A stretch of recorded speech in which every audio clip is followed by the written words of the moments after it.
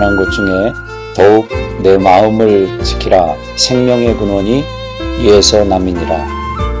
안녕하세요. 수험가족 여러분.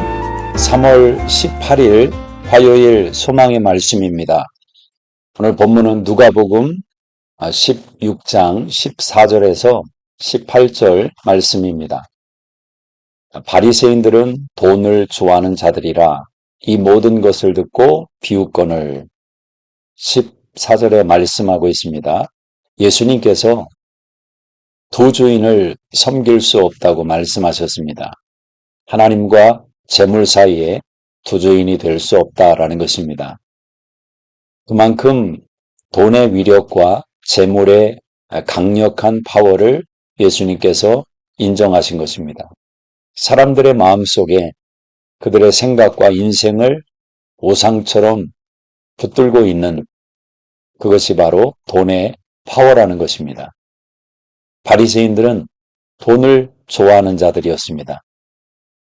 그러나 그들의 외모는, 그들의 겉으로 비춰지는 모습은 돈과 상관없어 보이는 인생들이었습니다.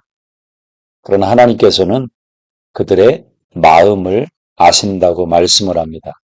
15절 말씀에 너희의 마음을 하나님께서 아시나니. 하나님은 속지 않는 분이십니다. 왜냐하면 우리의 마음, 생각의 배부를 다 살피시는 분이 하나님이시기 때문에 그렇습니다. 그래서 언제나 신앙은 마음으로 하나님을 섬기는 것입니다.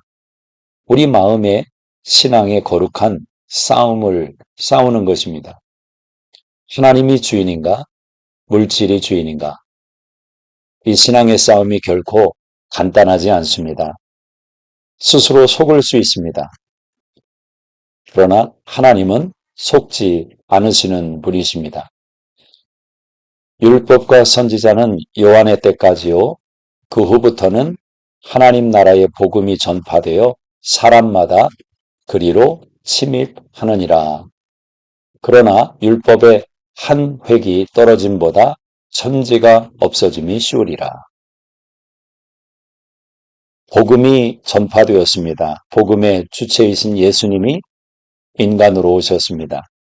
그렇다고 해서 구약의 율법의 말씀이 무용지물이 된 것이 아닙니다. 은혜가 임했다고 해서 신앙의 규율과 규칙이 아무 소용이 없는 내용으로 전락하지 않습니다. 여전히 은혜 받은 자에게 하나님의 율법의 말씀은 선한 역할을 감당합니다. 하나님의 말씀은 1.1획도 떨어지지 않습니다.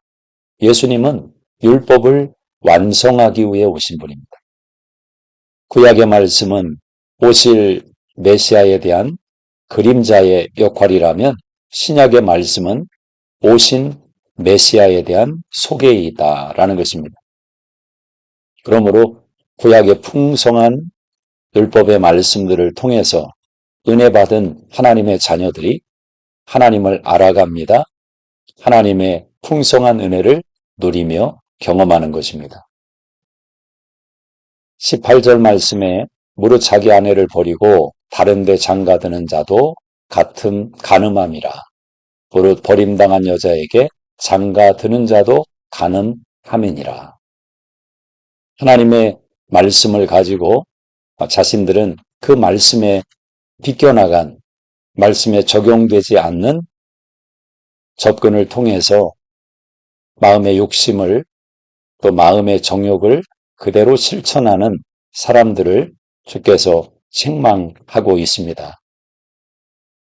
하나님은 하나 되게 만드신 분이고 남편과 아내의 관계성을 통해서 한 몸으로 부부의 연으로 하나됨을 이루신 분이 하나님이십니다.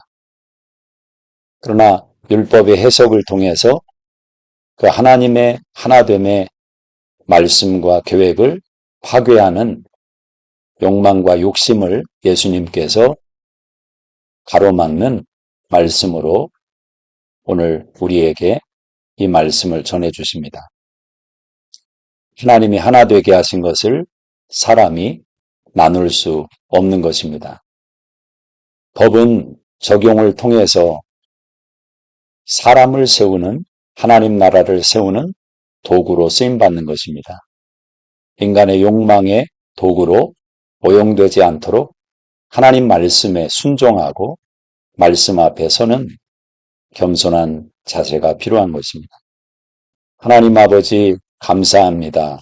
오늘도 주의 말씀이 우리의 인생을 지탱하며 이끌어가는 능력이 되게 하여 주시옵소서.